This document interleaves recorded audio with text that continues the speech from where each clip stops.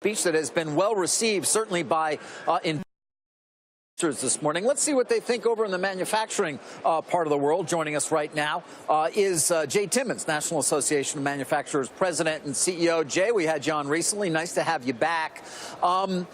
Any details or any specifics that you heard last night that are different than what you've heard previously?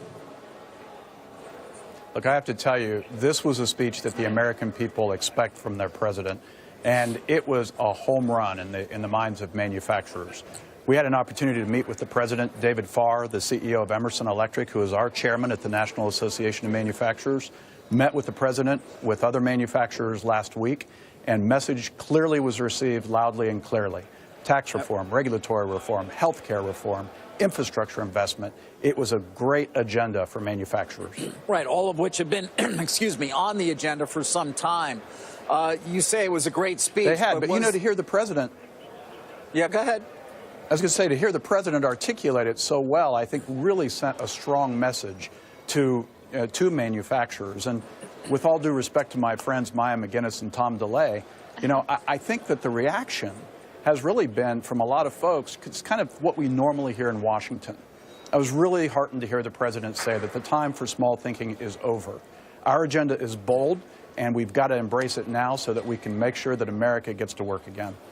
Let's zoom in and talk about Harley-Davidson for a moment, because the president seems to be really impacted by his meeting with Harley-Davidson executives. He talked about the fact that they face tariffs in overseas markets, said in one country even as high as 100%, which could be India, looking at some of the import tariffs for U.S. motorcycles. Do you think this makes sense to do some sort of reciprocal tax on overseas tariffs in this country, or was he implicitly sort of supporting the border adjustment tax? What do you make of that? So, Sarah, here's what I heard. And by the way, I'm in Madison, Wisconsin right now at the last day of our State of Manufacturing tour. We've been all over the country, Texas and Pittsburgh and New York and Detroit and Columbus and now Madison. And what I'm hearing everywhere is manufacturers want free trade, but exactly what the president said last night. They want fair trade as well.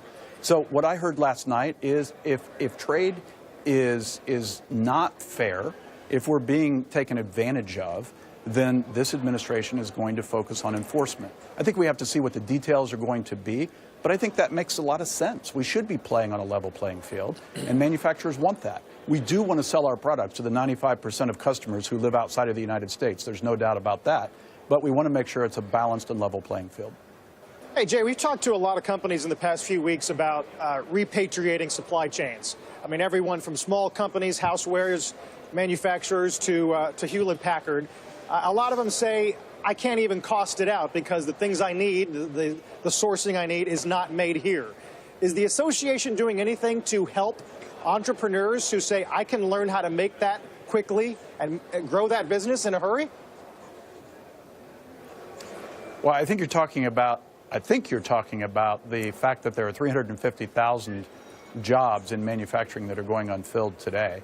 And that is a problem for the sector. And when we fix our tax system, when we fix our regulatory burden, and we invest in infrastructure, and we reduce the cost of doing business here in the United States, that problem is even going to get bigger. In fact, we estimate there'll be 2 million jobs unfilled by the year 2025 if we don't do something. Manufacturers have a responsibility to work with community colleges, with high schools, to try to inspire young people to want to have a job and a career in manufacturing. Manufacturing today is sleek, it's technology driven, and I really think that the more we talk about the modern manufacturing story, the more folks are going to be attracted to our sector. All right, Mr. Timmons, we're going to leave it there. Appreciate your joining us. Thank you.